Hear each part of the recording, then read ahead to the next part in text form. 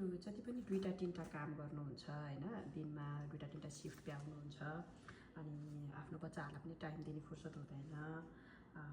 अरू कुनै कति अर्काको काम गर्ने मैले भगवान्, यो त दिस इज टु मचै भइसक्यो। यो अर्काको देशमा आएर कति गर्नु मैले यो अर्काको काम, न खान फुर्सद छ, न घुम्न जान फुर्सद छ, न बुढाबुढी भेट्न फुर्सद छ भन्ने खालको सिचुएसनमा हजुरहरू हुनुहुन्छ भने चाहिँ डेफिनेटली यो भिडियो चाहिँ हजुरहरूलाई है त्यहाँ त्यो फेजमा पुग्नु भएको छ भने चाहिँ डेफिनेटली हजुरहरूले चाहिँ नि मैले अहिले जुन डिजिटल बिजनेसको बारेमा हजुरहरूलाई मैले भन्न लागेको छु, हजुरहरूले पनि यो बिजनेसलाई ट्राई गर्न सक्नुहुन्छ।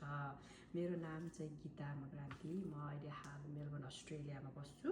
मसँग एउटा 4 वर्ष र एउटा 6 वर्षको बच्चाहरू छ र प्रोफेसनल्ली चाहिँ म मेलबर्नमा आफ्नो फ्यामिली बिजनेस चलाएर बस्छु र फ्यामिली बिजनेसको साथसाथै लगभग 4 वर्षदेखि चाहिँ म मेरो फ्यामिली बिजनेसमा काम नगरेर फुल टाइम यो डिजिटल बिजनेसमा नै काम गर्छु।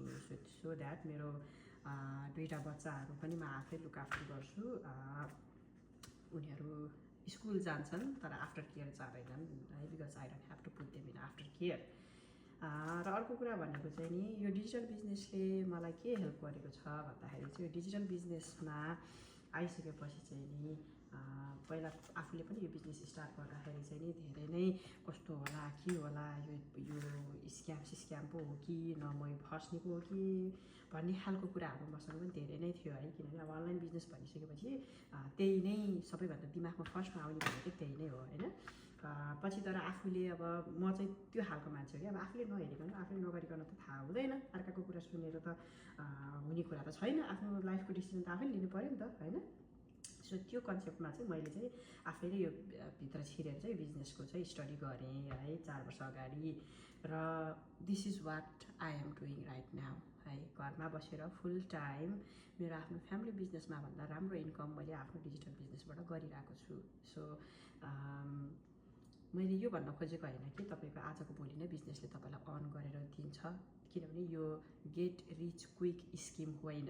हजुरले यसमा काम गर्नुपर्ने हुन्छ, आफ्नो कन्सिस्टेन्सी देखाउनु पर्ने हुन्छ, इफोर्ट लगाउनु पर्ने हुन्छ। This is exactly gonna work as a like your family business, traditional बिजनेसहरू जस्तै। ट्रेडिसनल बिजनेसमा चाहिँ हजुर एभ्री सिङ्गल डे ढोकामा गएर बस्ने, ढोका खोल्ने, ढोका बन्द गर्ने, स्टाफ म्यानेजमेन्ट गर्ने सबै गर्नुपर्छ भने यो बिजनेसमा चाहिँ तपाईँ घरमै बसेर आफूले गर्नुपर्ने बिजनेसमा गर्नुपर्ने काम गर्नुपर्छ है, गर्न सक्नुहुन्छ।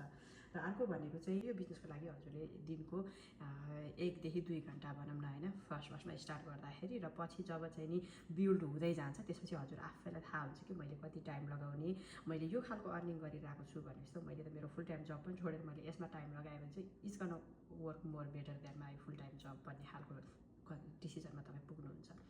त्यो भएको कारणले गर्दाखेरि यसमा हजुरलाई तपाईँ ट्रेनिङ प्राप्त भएर आउनु पर्दैन, तपाईँ ग्रेजुएट हुनु पर्दैन, तपाईँसँग सर्टिफिकेट हुनु पर्दैन। म त के भन्छु भने बिजनेस गर्ने मान्छेलाई कहिले पनि एक्सपिरियन्स के पनि चाहिँदैन।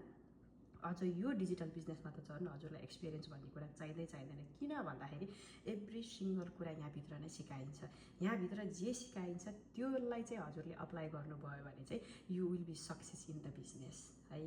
This is how it works. So आज थाउजन्ड्स अफ मान्छेले यो बिजनेसमा आफ्नो लाइफस्टाइल चेन्ज गरिराख्नु भएको छ। मैले यो डिजिटल बिजनेस सक्सेसफुल्ली चलाइरहेको छु।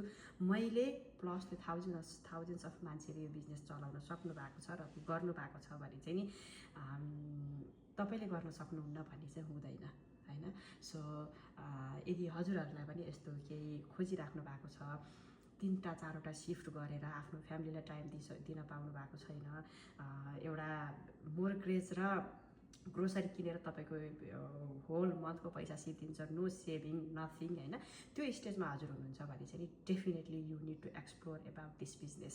डेफिनेटली हजुरले मलाई रिच आउट गर्न सक्नुहुन्छ मेसेन्जरमा, वाट्सएपमा र मेरो फोन नम्बरमा पनि। म पर्सनल्ली हजुरहरूसँग कुरा गरेर कस्तो हुन्छ, कहाँबाट सुरु गर्छौँ, हामीले के छ यसमा सबै कुराहरू चाहिँ हजुरलाई म सम्झाउँछु।